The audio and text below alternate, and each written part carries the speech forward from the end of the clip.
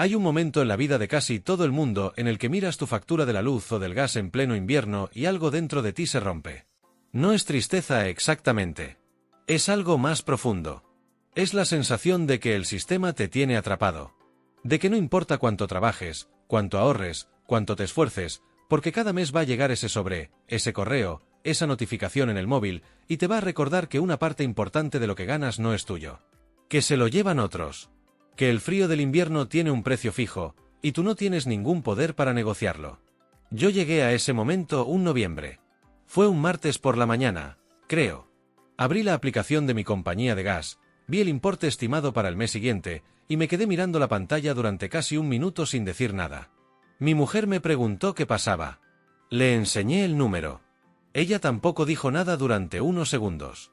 Luego suspiró y dijo, bueno, supongo que habrá que pagar. Y en ese momento, algo en mí decidió que no iba a limitarme a pagar, que iba a buscar otra salida. Lo que ocurrió después cambió completamente mi manera de entender la energía, el calor, la arquitectura y, en cierta forma, la inteligencia humana. Porque lo que descubrí no era nuevo. No era tecnología de última generación. No era ningún invento revolucionario salido de un laboratorio de Silicon Valley. Era algo que los seres humanos habían estado haciendo durante miles de años y que, por alguna razón que todavía me cuesta entender, habíamos decidido olvidar por completo. Permíteme que te lo cuente desde el principio. Porque esta historia merece contarse bien.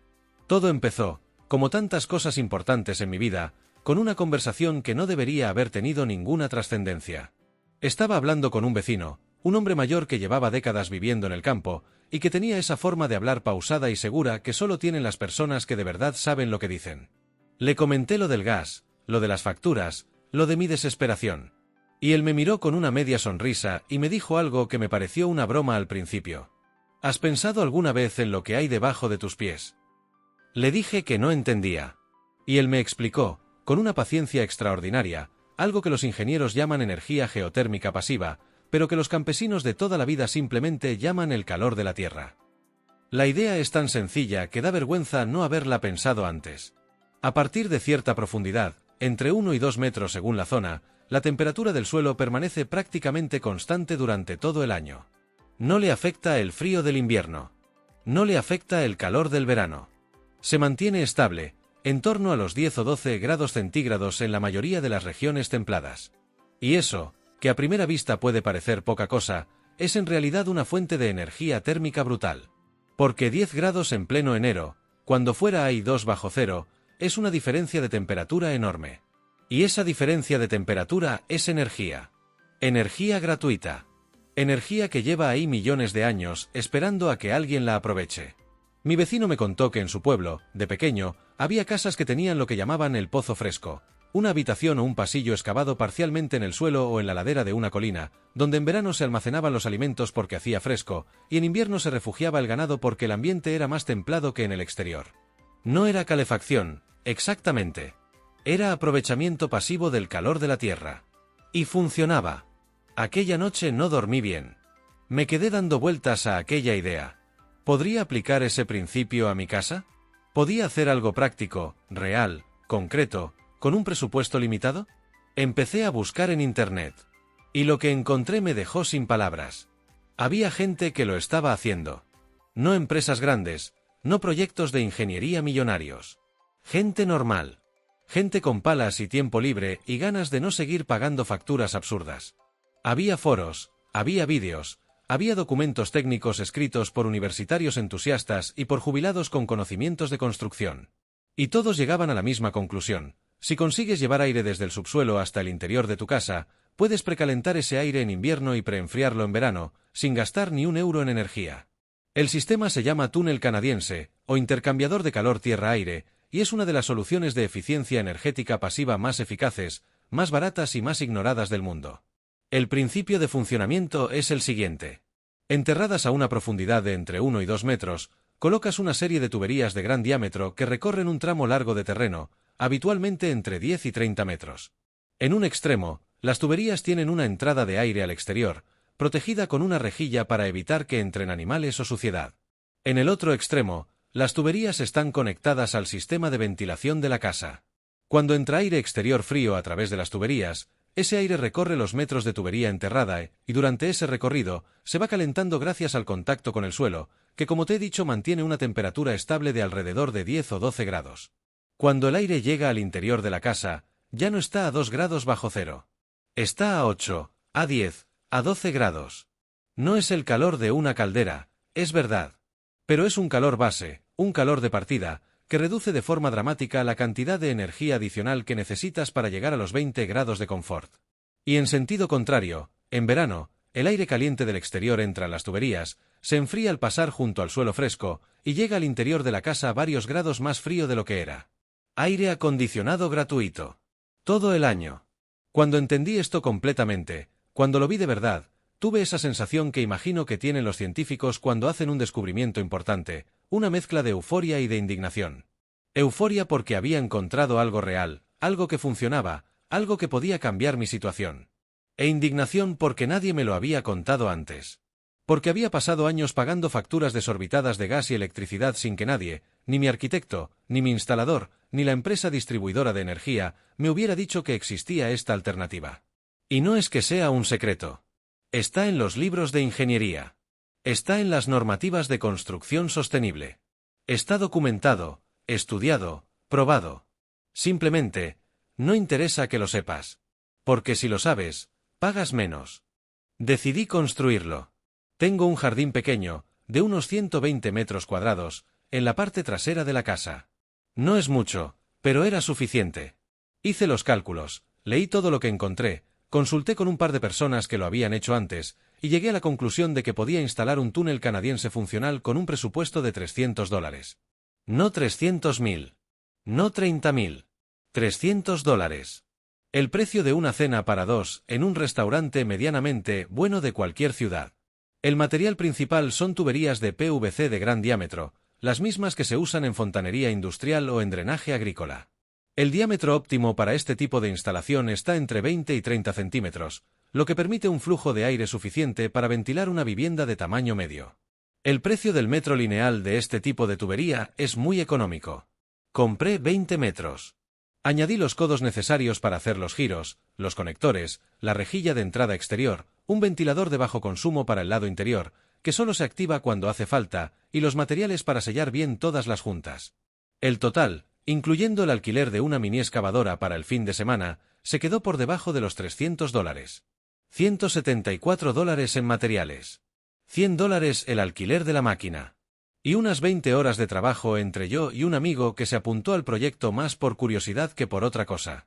La excavación fue el trabajo más duro.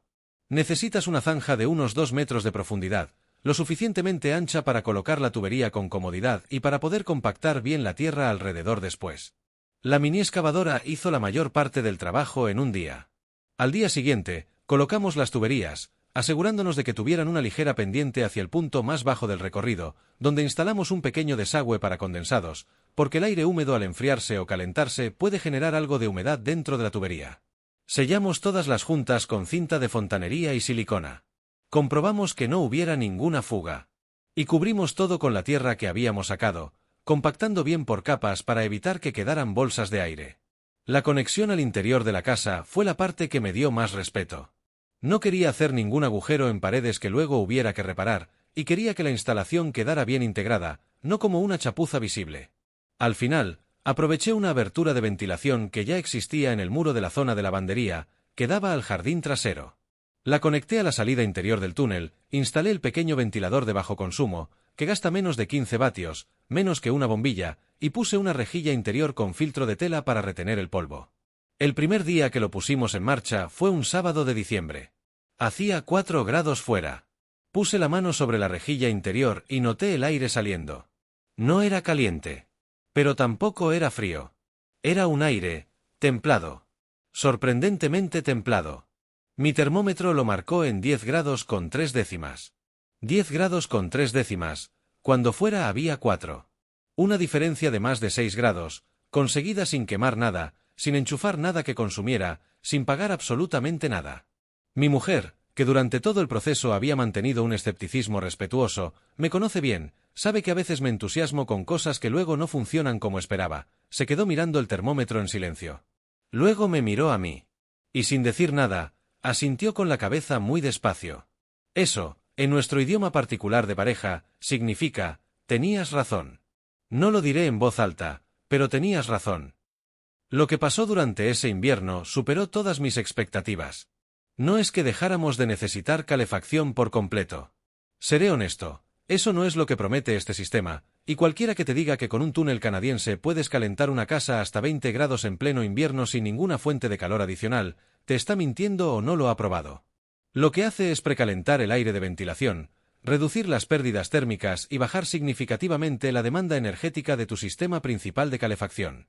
En nuestro caso, la diferencia fue tan grande que decidimos apagar por completo la caldera de gas durante los meses de diciembre y enero, que son los más fríos, y sustituirla por un pequeño sistema de radiadores eléctricos de bajo consumo que solo activábamos en las habitaciones que estábamos usando en cada momento. ¿El resultado? La factura de gas de ese invierno fue cero. 0 euros. 0 dólares. 0 lo que quieras. Apagamos la caldera en noviembre y no la volvimos a encender hasta marzo. La factura de electricidad subió algo, sí. Los radiadores de bajo consumo no son gratis. Pero el aumento fue tan pequeño en comparación con lo que nos ahorramos en gas, que el balance final fue brutalmente positivo. En total, ese invierno ahorramos más de 900 euros respecto al año anterior. Con una inversión inicial de 300 dólares. La instalación se pagó sola en menos de 2 meses. Pero lo más interesante no fue el dinero. O no solo el dinero. Lo más interesante fue todo lo que aprendí durante el proceso, todo lo que entendí sobre cómo funcionan realmente las casas, sobre cómo se pierde el calor, sobre cuánto de lo que pagamos en energía es consecuencia directa de haber construido las casas de una manera que ignora por completo los recursos naturales disponibles. Porque cuando empiezas a tirar de este hilo, todo se complica de una manera que resulta fascinante y perturbadora a partes iguales. Mira, por ejemplo, la ventilación. Casi nadie piensa en la ventilación como un problema energético. La ventilación es simplemente abrir la ventana, ¿verdad? Pero en realidad, la ventilación es una de las principales vías de pérdida de calor en cualquier edificio. Cuando abres una ventana en invierno para renovar el aire, el calor que has pagado para generar sale al exterior y el aire frío entra. Es un intercambio termodinámico brutal, y lo estamos haciendo constantemente sin pensarlo. Un túnel canadiense no elimina la necesidad de ventilación, pero cambia radicalmente su coste energético. En lugar de intercambiar aire a 4 grados por aire a 20 grados, estás intercambiando aire a 10 o 12 grados por aire a 20 grados.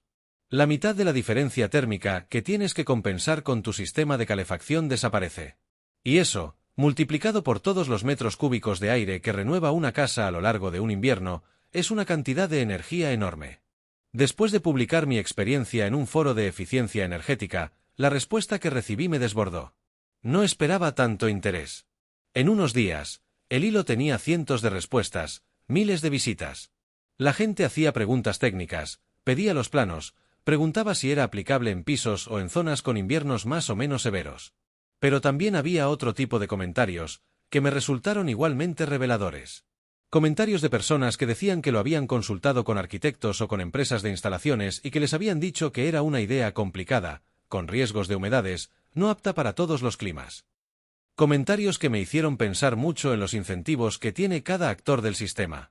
Porque un arquitecto o una empresa de instalaciones que te convence de que montes un sistema de aerotermia de 20.000 euros tiene mucho más que ganar que uno que te dice que con 300 dólares y un fin de semana puedes resolver una parte importante de tu problema.